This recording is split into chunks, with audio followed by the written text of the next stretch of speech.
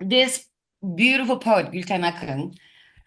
Um, I picked the book randomly from the shelf because, every morning I have to read a poem first before I do anything else to, get ready for the day. So I picked this book from my poetry shelf, and then apparently it's signed by her. It's 2006, Ankara. Where is it? Yeah. Yeah. And then the poem I found, I have to read it because it's about cutting my black hair. Right. I'm gonna find it. So my name is Öykü Tekten, not Oyku, or Oku. Okyu or Oki, Uki. I don't know. I have so many names, but my name is Öykü. Oku. Yeah. Okay. And we met, like, I can't really remember the year, but 2015. No. no, 2016, 2015 has to be. earlier, much earlier. Like Oh, Grace was living 2008. in Bushwick. 2008. 2008. Yeah, 8 or 7. Yeah, 2007, 2008, I think. Yeah. And it must have been like Grace's old apartment in Bushwick, Yeah. or yeah, somewhere there. No, and then Yeah. you I were forgot. visiting. You were visiting, Yeah. right? Yeah, Right? probably. Well, actually, then it was 2007, probably when I was visiting before we moved there in 2008. Yes, you were not living there yet. So like growing up in Turkey, I like my family moved to so many different places, either cities or different neighborhoods in one city. So we never actually stayed in one place for more than a year or two. Okay.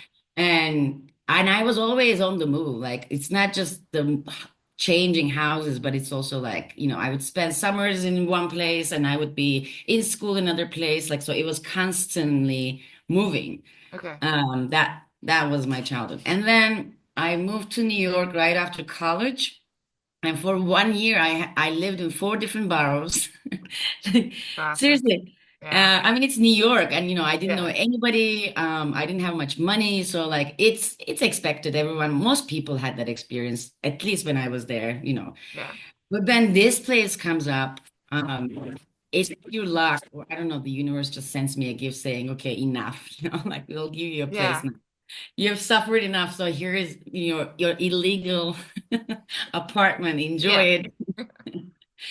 And I was there, what, 8, 9, 10 years? I don't remember. Like it was a Yeah. long time. It feels like a whole life to me. So like And maybe 2007 to 2008, 17 you were there? six, no, 17, no, I moved to Brooklyn in 2015. Okay. Okay. Yeah, So that's right. then must be like 2000, from 2006 till 15. Hmm. I think that's, yeah, one address. Yeah.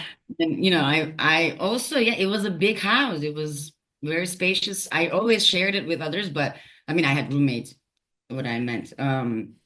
But then, yeah, I started just throwing parties and it grew, like each time more people showed up, and it was just I love cooking, feeding people, having people over, either strangers or friends of friends, and like we just party it. And then there's a lot of poetry, music, dance, conversations, heartbreak, or people met and married and made babies, like all sorts of things. Hmm. Hmm. Yeah, so that was that. And out of that whole community building in Yeah. my house or the cave comes, my collective Pinsapo that Yeah. I'm co-running right now, or the Pinsapo Press, which is, my passion project has been around. So, you know, that was beautiful. A lot of Yeah. great things happened in that house and still happening thanks to that house. Yeah. I was gonna ask you like how you thought of your life or your story, but like through the lens of poetry, what that would mean to you. So I don't know if you came to it when you were younger or how you came to find yourself in the world of poetry and then to translation and the work that you do. But like, how did it happen? Like, how did it become such a big part of you? Well, I think poetry just found me or chose me more than I, Yeah. made any effort to choose poetry. Yeah. It's just been always around. I think that's very much part of the geography I grew up in, So I was born in Turkey, and I mean, there's definitely now issues in the land I was born in, but poetry was always present. I mean, you didn't have to go to school for poetry. You didn't have to be even literate to be a poet. Like I've met so many people, including my great grandma, who never, she was illiterate. She was a poet, So it's not like How? you're, Explain a little more what you mean by that. yeah, it is more about, it's about knowledge that you bring with yourself into the world that is part of your genealogy, part of your dust, part of your memory, part of everything. So it's uninterrupted, right? So I was lucky enough to born in a time when, this it was still uninterrupted, that type of knowledge. Poetry is that. Poetry is knowledge. Also poetry, like, poetry comes from the Greek word that the root of it means to make. So I was surrounded by a lot of makers, um, including again, people who never went to school. They didn't know how to read and write, but they kept um, or they knew how to transmit what they knew through making things happen. I mean, making a soup is one of them. Growing a tomato is another. Or reciting a poem by heart from a 13th century poet is another, like so that is my pure luck to be born where I was born in terms of my relationship with poetry, but I wouldn't say the same exact thing right now, like in the present moment. I'm not sure if I were born now Yeah. uh, in Turkey, in Ankara. I don't know if I would be surrounded by the same type of knowledge, poetic knowledge. I'm not sure, but that was the time. So you think that there was something specific to how you were raised and when you were raised in Turkey? So this is straight up how your family was at the time, but also the political climate and All how of you it, were yeah. able to be free basically when you were being Yeah, raised. yeah, and I was lucky to have a library in the house, which because in my social circles, most people didn't have a library in the house.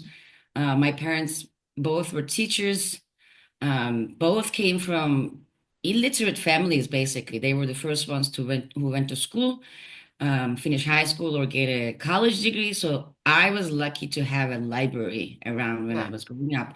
So yeah, there are so many elements into this. But again, Yeah. like I think the shortest answer is when I was born, where I was born, how things were back then in Turkey. There was something still very much part of the old world, Yeah. and everything has changed, of course, and everything is changing. I mean, it's not a like everything changes. Okay, I Yeah. know, but certain things really remained despite what took place in that land, and one was the poetic knowledge, I think. Nothing is set and nothing really remains as it is. Like I said certain things back in the past that is now I'm saying the quite opposite. So poetic knowledge also allows me to do so. Like yes, Hmm. I've thought about these things a lot. I wrote about, I read about, but at the same time, like I go by erasing certain things, what I've learned, what I thought to be true is no longer, as Hmm. such. I love the flexibility of um, locating myself within the framework of poetry, but without ever justifying myself within that frame Okay. either. Explain So, that. yeah, so um,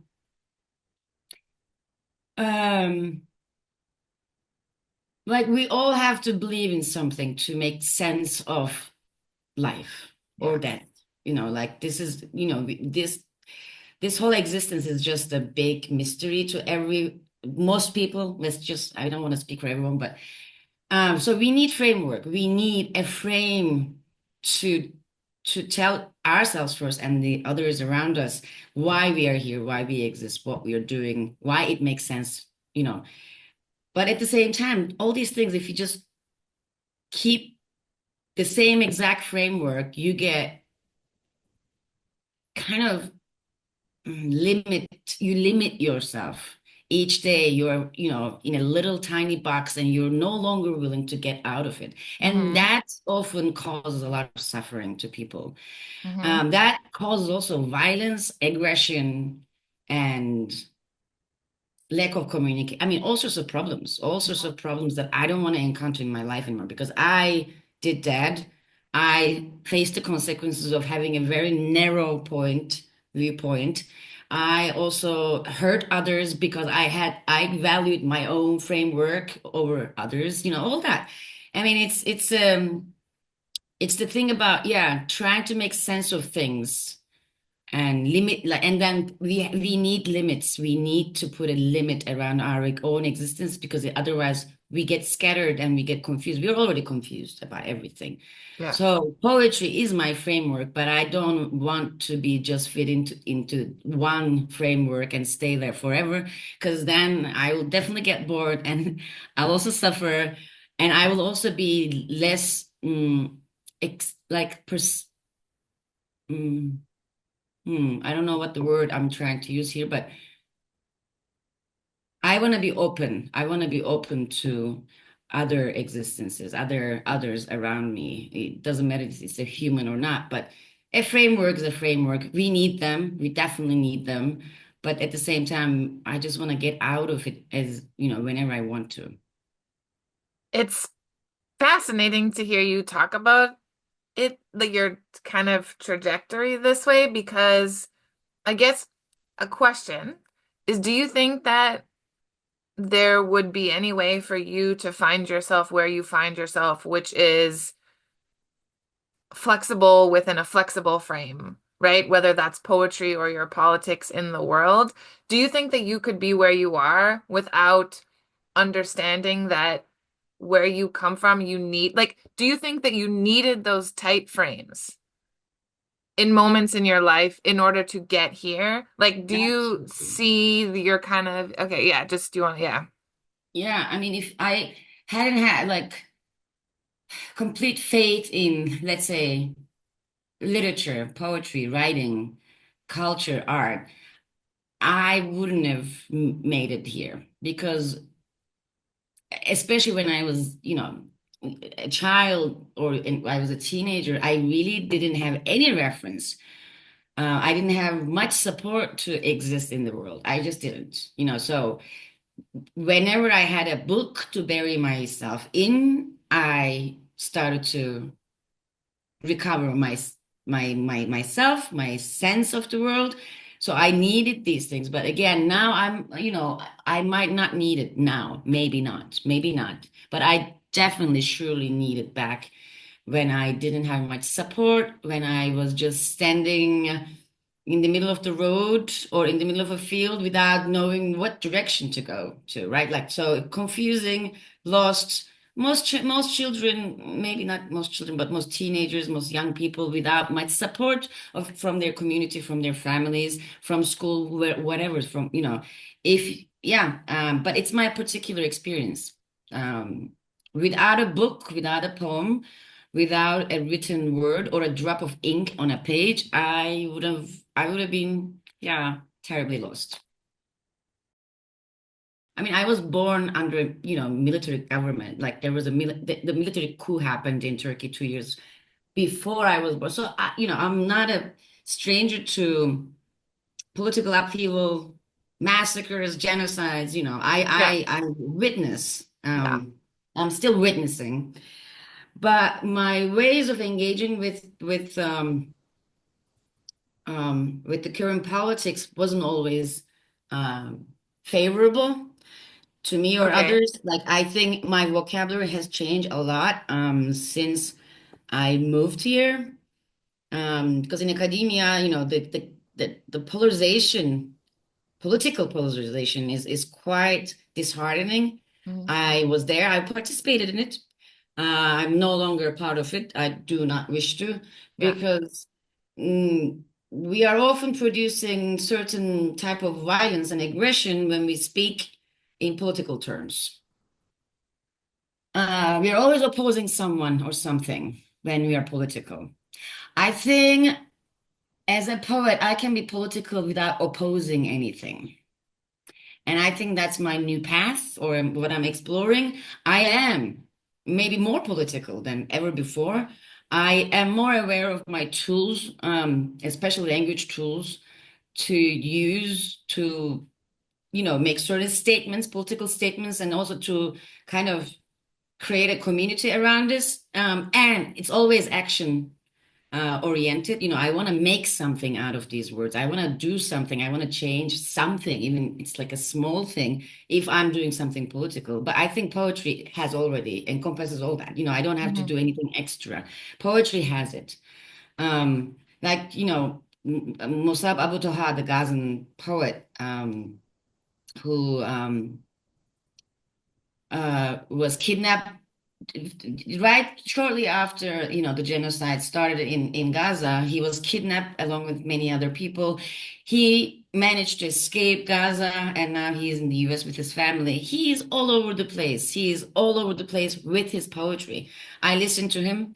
I read his work. I follow his everything on social media.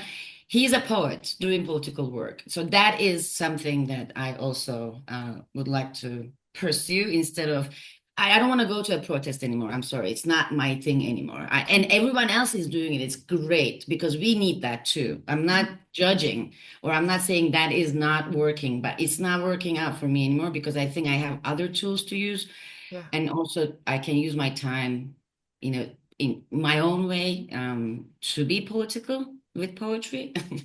I don't know if it makes sense, but yeah, politics right now it's just bottomless pit, and that is often to right now it's people are so super polarized. I want to engage with people. I want to have a conversation with people. I don't want to call people out of their. I don't care if you're voting for Trump or Biden. I'll talk to you. I don't care. I'll talk to you, or if you're an Erdogan supporter, or if you are, I don't care. Like, just, I would like to have a conversation with you Yeah. without having any tension between us. So that's my new poetic politics strategy. Let's see how that works. I was just thinking because I barely do Zoom right now. I mean, maybe once a month, maybe, I don't know. No, maybe I don't know. But it was every day Yeah, during the multiple times a day. yeah, yeah. So Multiple times a day. With what was crazy? Well, first of all, I think it's crazy that people don't want to talk about it. Like I find it's a very strange thing where it's like we don't talk about that anymore. At least I've found that. But it was also the only time my family ever in the entire existence of my life got together and talked to each other. For some reason, during the pandemic, it was like, oh, now we'll fucking talk to each other, but never before and never again. I mean, it's a safe distance, but you're together. But why wouldn't we do that now? It was just because we were scared? Possibly because they were, we were all tried, and like not knowing whether we're gonna be alive the next day or not, because we heard about 2 or 2.5 years, everybody said either you're gonna die or you're gonna kill someone. You're gonna die or you're gonna kill Yeah. someone. Like that Yeah. was a mind fuck. Sorry, it's like if someone, can you imagine a world like you hear 2 years in a row, on TV, on social media, on the news, like everyone saying, "You are so loved, you are so amazing," and everyone around you, you go out and live the life you want to live. Like, can you imagine that if that happened to us? Instead of you're gonna die or you're gonna kill someone. There's a virus out there. You have to put in like I know there, I'm not like making a joke out of a tragedy that we all went through, but at the same time, they really took a, I mean, I don't know. It was a bit too strong because we all got super scared, more scared than we should have been, I think. Because also there was no information, what was going on, we didn't know, nobody knew, or those who knew didn't really tell us what. So, yeah, Yeah. and then everyone got closer.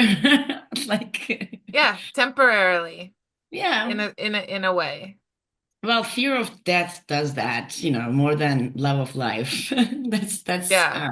contradiction, another one, but Yeah. Maybe that's also why people had more babies, or maybe just because they were trapped. they had time.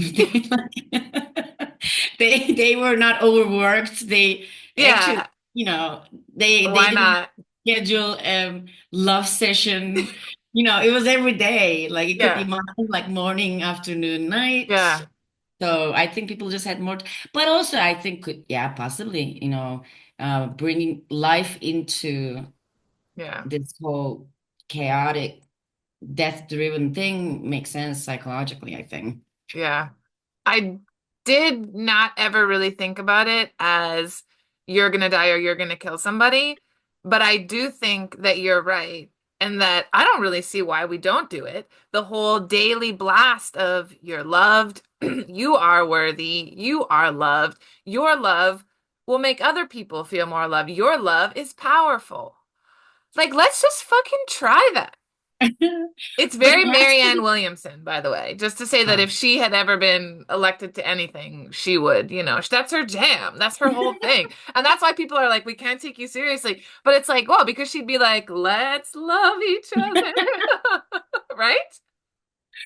But this has to, what I said has to happen the way it happened during the pandemic with, you know, the playing the death drums, like, we're gonna die, you're gonna die, you're gonna kill something, because it was all over the news, the institutions, your president, the World Health Organization, all social media, all the newspapers, like no one was speaking anything else but this, blasting all day long, the news about death and dying, how we're gonna. So if we manage to do that worldwide with some other messages we want to, transmit to people to make their lives better daily or in general, then I think, yeah, we would achieve something incredible. Because Yeah. I stopped reading the news right around that time. I just can't stand all the bad news anymore. I'm just like, is there any good news?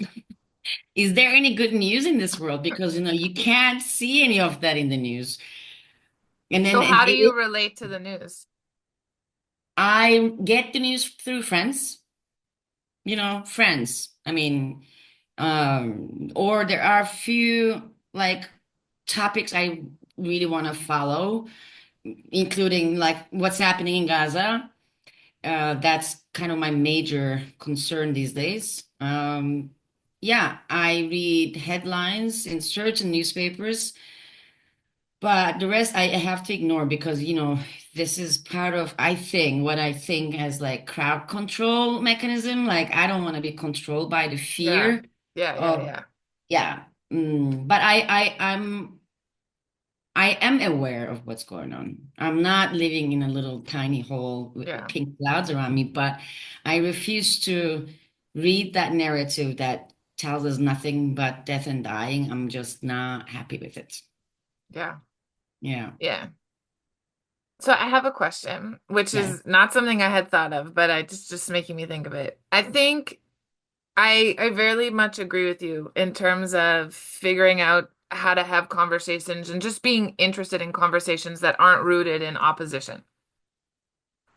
So how, and in some ways, this is exactly what I'm trying to do, just like baby steps figuring that out in my way, just from being me. But I want to know about your way because I love you and I'm so curious about you. And another thing about you that is amazing, and which is why going out with you is very fun, is that you are fucking a magnet for people, right? Like one of the, well, I mean, one of the things that you're really able to do is like, just like bring someone in and engage them in life and in conversation. And it's always like being with you out is always being connected to where we are. You know how sometimes when you go out, it's like this, but with you, it's always a little like this, which I think is very cool. And so I would just be curious to hear about how you want to engage with things that are, you know, all over the place for you, or maybe politically. I'm there's no like there's not I don't know why and how I do it, but I just do it because that's out of curiosity. I'm really Yeah, curious yeah, yeah, yeah. about Yes, yes, people. Like why yeah, why that person is standing there in a corner. Like I yeah, just I'm curious, like what is he doing there in a corner and speaking to no one? And but also, you can read people's faces, like, that person is there for a reason. And I'm just curious why that person is there. Like I will go and ask, but without really uh, it's a very thin line, like I want to engage with everyone, but also I have to respect everyone's space. Like some people just yeah, don't want to be bothered. And I yeah. can I Well, can that's a understand them. learning. That's a learning. Yeah. But often I go out alone, especially these days. Hmm. I go out alone, especially night at night. I love people watching. Is there a thing called? Hmm. I Yeah, love there's to a watch thing. people, especially when they're not aware of being watched. I'm not staring Okay. at them. I'm not stalking anyone. I hope not. I don't Okay, know. whatever. It doesn't matter. Whatever. Thin line, but okay. But also sometimes I get annoyed when someone comes in and like bothers me. Bothering meaning like you can make it very clear that you're not there to engage with anyone, in anything. But then some people is I'm never that way. But I usually like, yeah, I start a conversation and it just continues and then I love it. And I learn a lot from these, very kind of mm, it's not a coincidence. I don't believe that I was there and that person was there by chance. There's not, I don't believe in coincidences. That's why also Yeah, whoever is in that room is there for a reason. Let's talk. yeah, Let's yeah, figure out why. yeah. So these encounters, to me, bring a lot of joy, bring a lot of knowledge, especially about humans like us, because I know every day I feel like I know less about humans, like my Hmm. kind. Every single Interesting. day because I was a fool thinking back in the day, like when we were hanging out, oh, I know this. People are like this.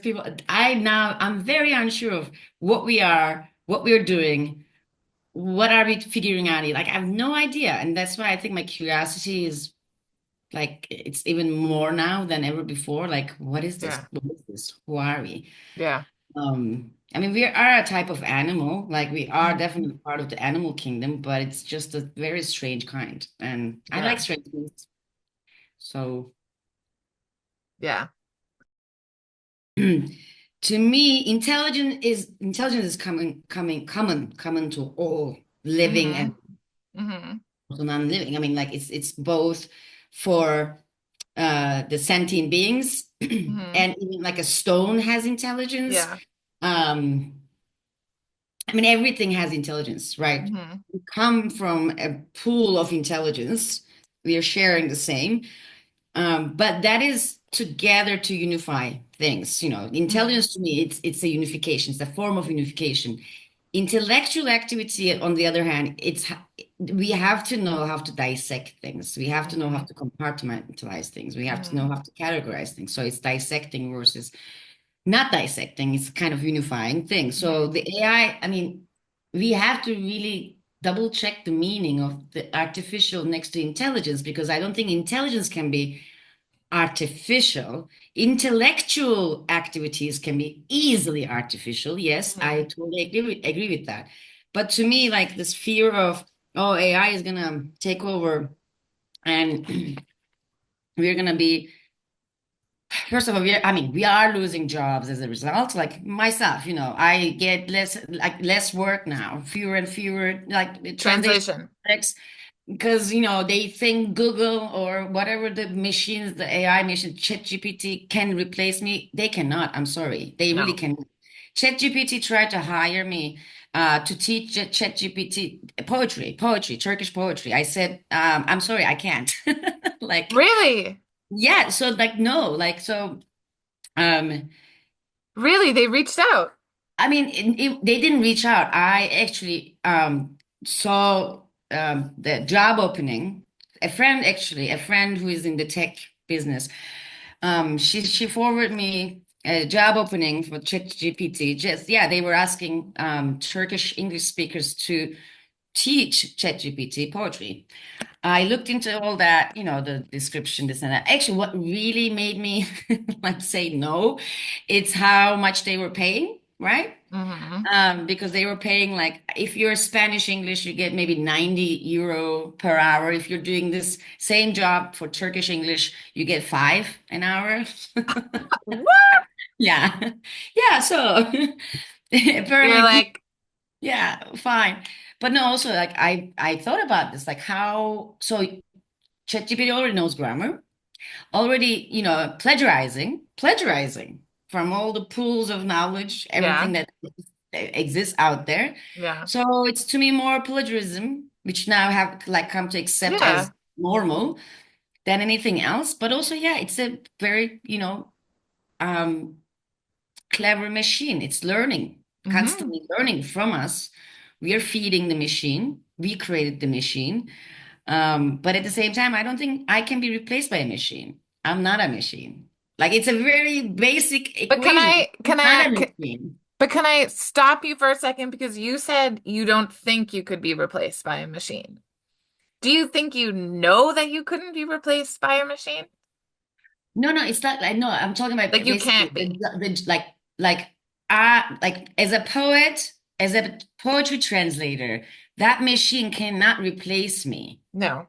But it cannot in any other ways, yes, of course. I mean, Like in there's the labor that you do. yeah, the Yeah. label, yes, Okay. but at the same time, um, I also, I'm aware of who is using machine translation for their businesses, for their whatever website, because it's full of errors and mistakes, and it's kind of yeah, fine. So if you choose the quality, that type of quality over me, fine, that's your choice.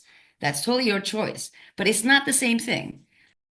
But it's almost a stupid conversation to me because what's, you know, someone, it's like, do you value the inherent uniqueness of an individual, like human being?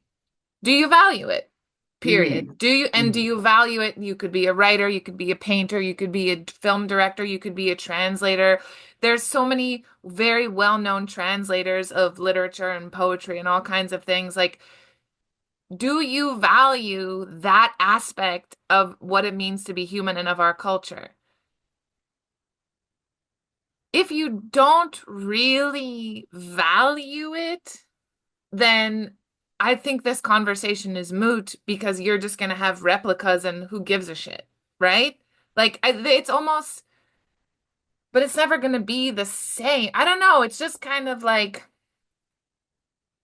what do we want? What do we like want to hold on to versus like, what do we need to? I don't know. It's like a very big thing. I don't, it's like Mm. I don't know if I'm making any sense. I just feel like, what are we really, is it like, I don't want to debate it. Like, I just feel like we Yeah. debate things as if there's like a right and a wrong because something's gonna win. It's like, what are you talking Yeah. about?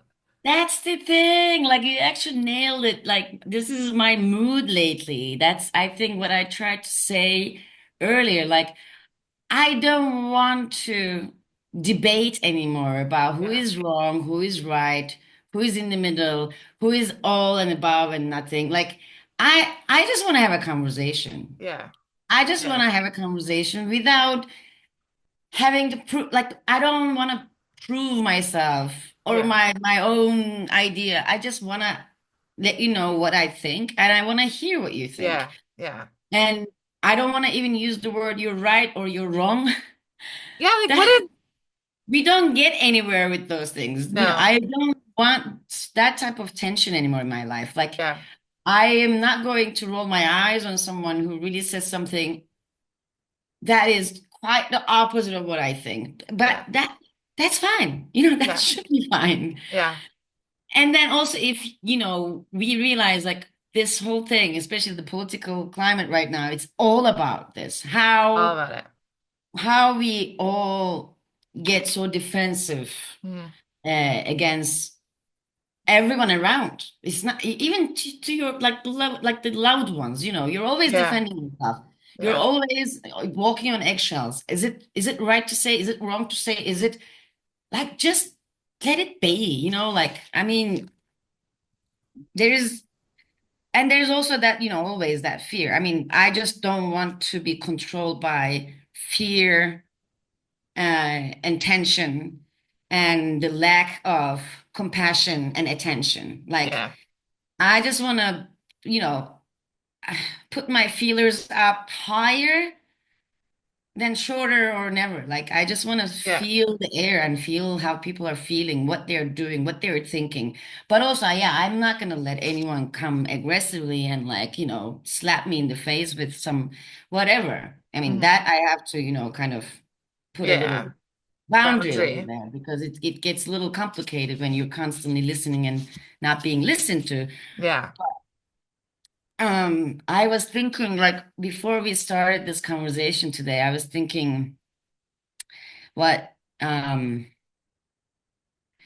it's from the I'm gonna do a very bad job translating. I think this is the Book of Hours, Rilke.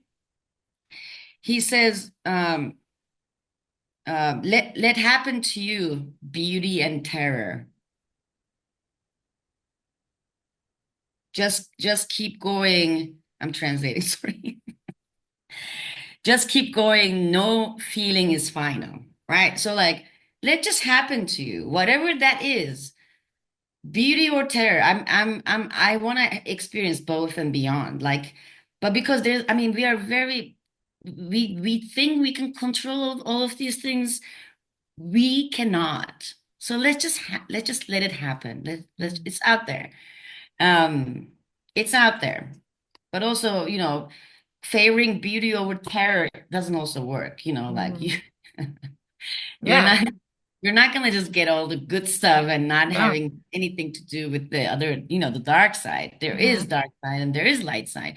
Yeah. And also just recently for the first time I started to admit that there is pure evil in this world. Uh, I have such didn't a hard believe time with it.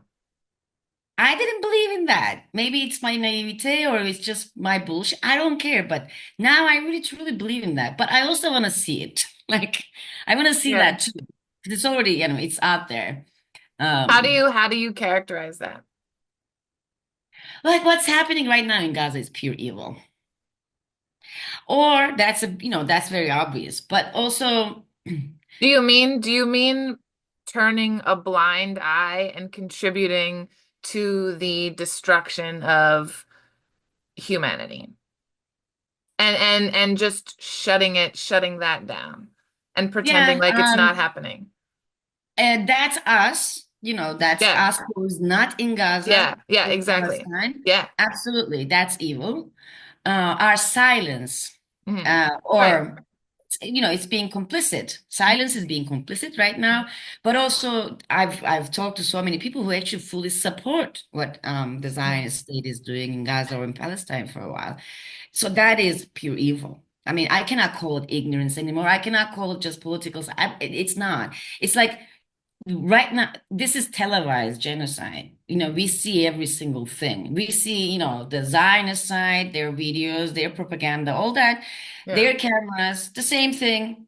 They put different titles, but we see the same destruction. Like they are also providing us, the Israeli soldiers and the army, the same footage that the Gazans are providing. So there's no side here. You Yeah. see the exact same thing through Yeah. televised, whatever, like it's on video. And if you still think this is okay for one reason or another, it's pure evil. It's So not ignorant. so so if it's the same picture, it's just a different story, right? Yeah. It's just a different story, different stories, but now we get to see everything.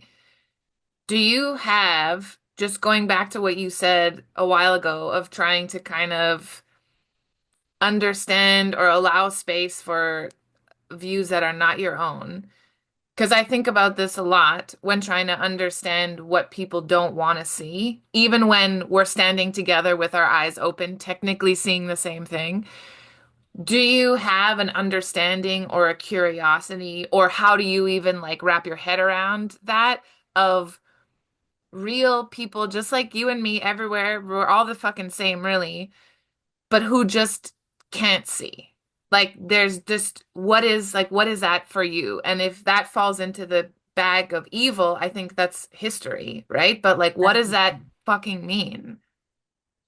Well, two things I can tell you about this. One actually might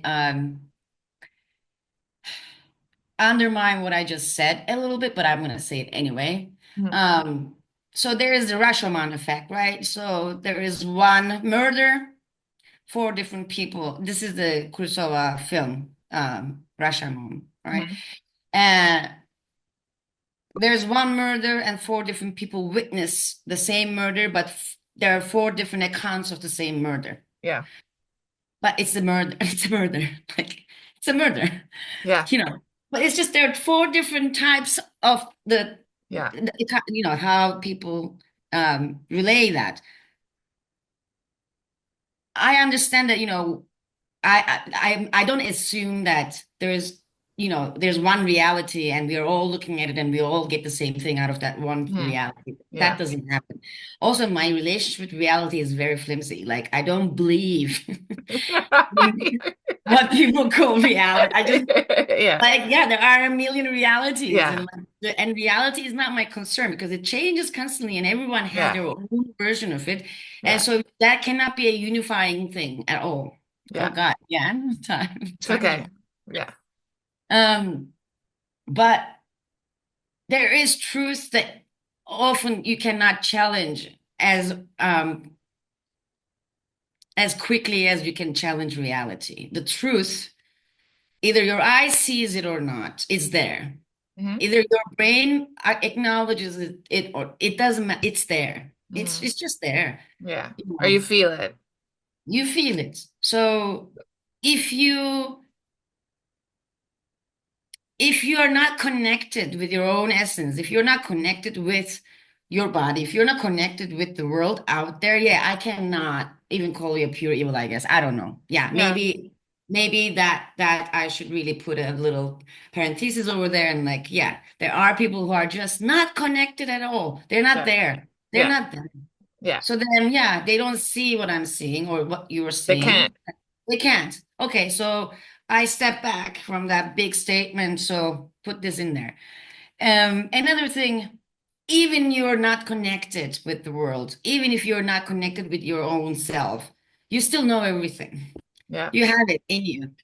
Everyone knows Yeah. everything. Let's not fool each other. Yeah. I don't think anyone is better or worse in terms of intelligence. You have it in you. Yeah. What makes a difference is how you use it, how you utilize that Yeah. same If you intelligence, want right? to, If you want to. if you can. But then I don't want to hear this that I didn't know. No, you know. You already know. You're built in like with that knowledge. Hmm.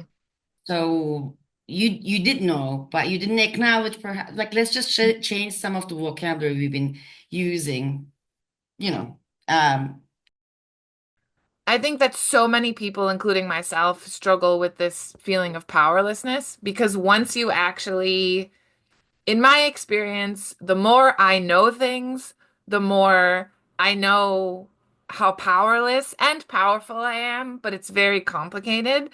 And I think when I think about people with power and I actually think about how power works in the world, that is when the notions of evil and pure, like evil comes when I try to understand like basically human being plus power equals what we call monsters or like I don't know if this I'm making sense, but there's just like that's the core of we got a lot of problems. It's just like that's really so the core of our machine, not AI, but like the us as a machine,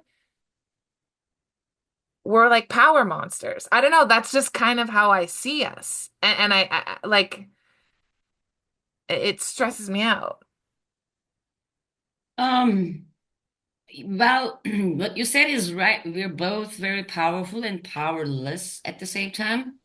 But in terms of like the bigger political picture, what you're referring to, like those in power who have control over the masses, us, right?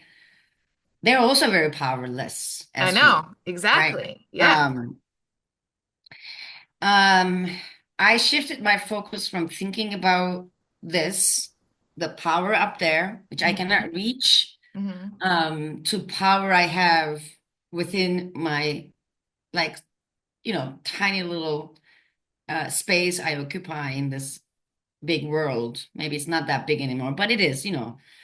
Um, I often remind myself of this thing when I get really annoyed and frustrated and feeling powerless about what's going on in the world out there. It's like let's just start again in the house. It's where I am. I'm Hmm. gonna clean the kitchen. Yeah. I'm gonna order the books. I mean, like, organize the books again. I'm gonna, pick up a book, random book, open a page and read what's in there. I'm gonna then go outside to my street or maybe visit a neighbor first, see if she needs anything, Yeah. and go, start again the street, the communication, the conversation, if how everyone is doing, Hmm. see what's going on the street. And that to me is so far fine. Like, there's so much power when Yeah. it comes to your immediate presence, your immediate environment, and all the people in it. It Yeah. doesn't matter who. Could be a Yeah. passerby, someone, a stranger, Yeah. but there's a lot to do there. Yeah. But other than that, yeah, we all get really, um, we feel powerless when we look at the bigger picture. I think that's also how the system is really Yeah. affecting us. They're telling us all these things, Yeah. all these It's awful the news, fear monger. Like it's a lot of yeah. mongering, yeah. Mhm. But if we cave into that, yeah, we're not gonna get out of it fine, for Mhm. sure. Mhm. But I think focusing on your immediate environment is a great thing to do.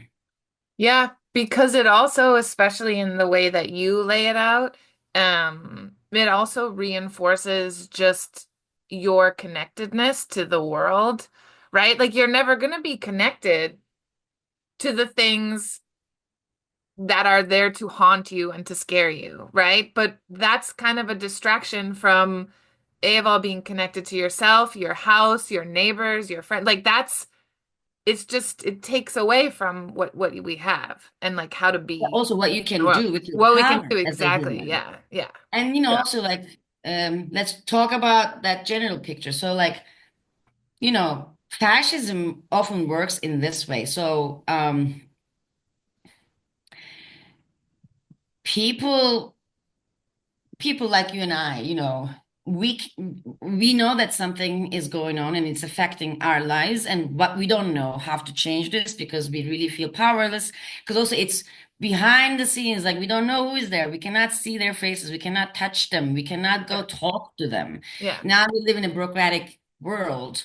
Bureaucracy, as Hannah Arendt says, it's ruled by no one. So you're dealing with no one while your life is immediately affected by that no one's Yeah. decisions, right? Yeah. So then our initial reaction as humans is to blame the one next to you. You did this. Yeah. You did Scapegoat. this. The scapegoat. So often, I mean, we talked about Gaza. Now let's talk about, Nazis and what happened in Nazi Germany and all Europe. People blame the Jews and the Roma people and the homosexuals as the reason why they were suffering, and they put them in ovens. That happened just yesterday. And Mhm. look what's happening today. We're doing the exact same Yeah. reactions. Yeah. You blame the one you can touch, you can see, the Mhm. one with the face, the And the one one with, who has less power than you. yeah, the one is right next to you, being affected the same way you are affected, but because you need to put a face around your enemy and you create an enemy to Mhm. fight that faceless one. So let's just not do that. That's what I'm saying. Yeah. Let's Like your just neighbor, not. you have to talk to Let's your just neighbor. yeah. Let's just Let's just talk. not. Let's just talk. Let's just Shut talk. Let's have up. a conversation. Let's Like, just chat, okay? Come on. Because it's like I mean it's we have the knowledge. Like we know it. I mean, if you and me, we're just fucking regulars. We get it. It's not like there's nothing brilliant happening here. We just saw, we thought about it, we get it. So let's not do that anymore. I mean, it's just yeah, yeah. do you think, and I really want to move on from this, but I have one more thing to ask you because it strikes me like a thing that I don't think that I have very much knowledge. I think that I am terrible with like recollection of things and details. But I think or what I've observed from our climate and fucking the majority of these conversations that revolve around scapegoating someone, it's like it's always involves one person's there's always an existential threat. Otherwise, the conflict is moot. Right? Hmm. It's like you don't want to destroy a person. You don't care about someone to the extent that we talk about it in big forms or murder them unless you feel an existential threat in some way or you've been told a story that makes you feel an existential threat, right? Like that's that's there's no reality, but there's a feeling. Well, narratives are very strong, right? In terms of how they affect us. Hmm. Whoever controls the language controls everything. So I think the second option is more correct than the other one. Like you are told that that thing, that person, this, whatever, it's an existential threat to you Yeah. over and over again, Yeah. over and over again. And then you believe in that. And there are material realities that are attributed to that story, and that's Absolutely. real. Yeah. Absolutely. Yeah. Um, like the Guarani tribes in South America, it's Brazil, I think they're from Brazil. They call the birth of a child as this. A word is trying to find a place to sit on earth. It's a baby. It's a newborn. So we're all trying to find a place to sit on earth as a word. We are narratives ourselves. A Yeah. word, it begins a narrative. And so then we are made of narratives that we hear or we make, we create. And so I'm not challenging anyone's narrative in that regard. Yeah. How can I? How can I go back in time and rewind? No, it's not going to happen. But those narratives also have the capacity to change. You can change the narratives over time. So Yeah. in that, for that to happen, you have to have a conversation. Yeah. Like I insist Yeah. on this. Yeah.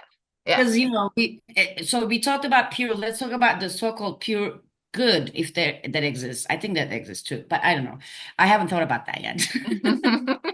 Like, that is less likely so than like pure evil, but again, um, people on the other side of the spectrum, those who are, peace lovers, um, they're all for life and they want equal rights for everyone. They're also just talking to themselves. They're not getting out of their own little shell, like Mhm. so they produce and reproduce the same old narrative without really hearing anything Yeah. else. And that to me is a form of death, all of it. Yeah. I don't want to die that way. I just want to,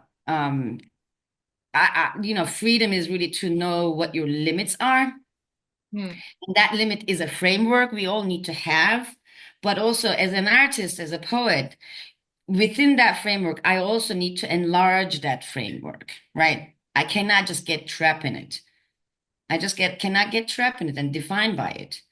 Um, Another amazing um like way of thinking about this. So Anne Carson, Yeah. amazing. I mean, I love her so much. I want to Yeah.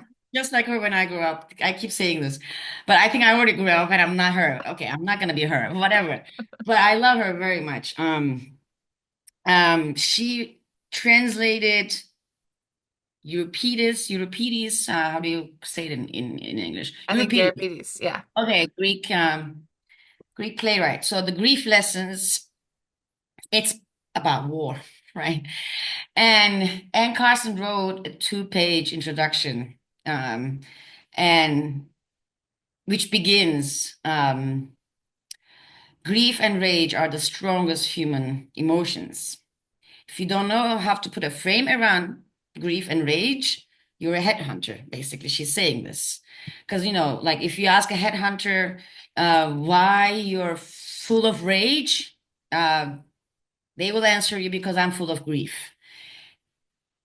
So to put a frame around these two strong human emotions, grief and rage, you really have to come up with your own thing. Mine is poetry, mine is art. Um, and that how I can contain it. Hmm. I have to Yeah, contain myself it's a in rage so container. that I don't Yeah. have to go And and channel kill it. someone. I don't want to kill anybody. But also, in this introduction, she's amazing. She says, oh, you think this doesn't apply to you? Just remember that day your wife is driving you to your father's funeral and she made a right turn instead of left by mistake, by whatever, and you start screaming at her, at the top of your lungs.